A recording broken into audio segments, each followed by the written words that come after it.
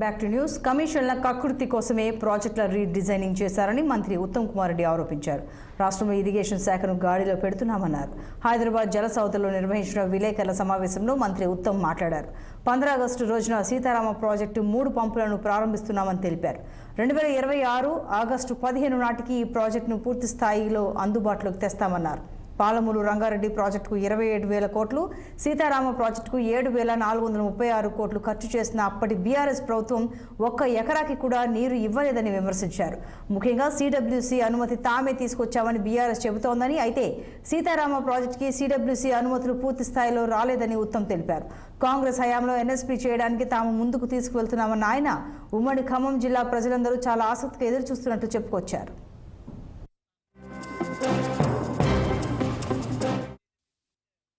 ఇది పైన చెప్పిన క్లియరెన్సెస్ అన్ని అయిన తర్వాత ఆ తర్వాతనే సెంట్రల్ వాటర్ కమిషన్ ఈ అప్రూవ్డ్ డిపిఆర్ ని గోదావరి రివర్ మేనేజ్మెంట్ బోర్డు కి పంపించడం జరిగింది. గోదావరి రివర్ మేనేజ్మెంట్ బోర్డు ఈ రోజు 13th August 2024 ఇది అప్రూవ్ చేయడానికి వాళ్ళ మీటింగ్ ఉండింది. అది కొన్ని కారణాల వల్ల వచ్చే వాళ్ళని పోస్ట్పోన్ అయింది. జిఆర్ఎంబి అప్రూవల్ అయిన తర్వాత అది ఫైనల్ గా టెక్నికల్ అడ్వైజరీ కమిటీకి పోయి ఫైనల్ సిడబ్ల్యూసి అప్రూవల్ వస్తుంది.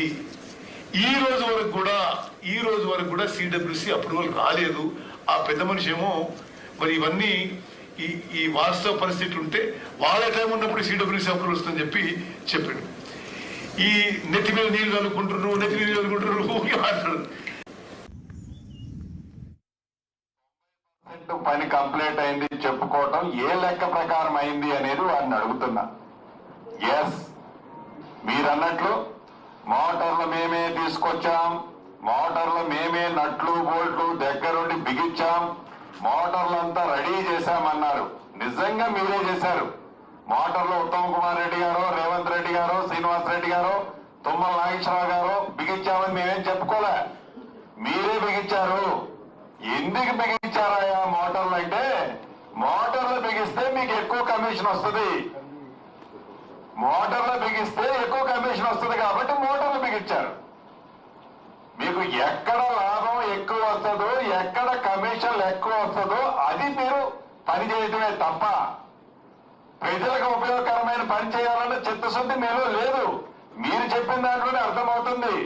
చివరికి మా మంత్రివర్యులు చెప్పినట్లు కరెంటు బిల్లు 430 కోట్లు కూడా మీరు చెల్లించి 4 సంవత్సరాల క్రితం పెట్టిన మోటార్లు డ్రై రన్ కూడా నడుపుకోలేకపోయారు. అంటే డ్రై రన్ చేస్తే 430 కోట్లు ఎలక్ట్రిసిటీ డిపార్ట్మెంట్ కడితే దాంట్లో నుంచి మీకు రావాల్సింది రాదు కదా.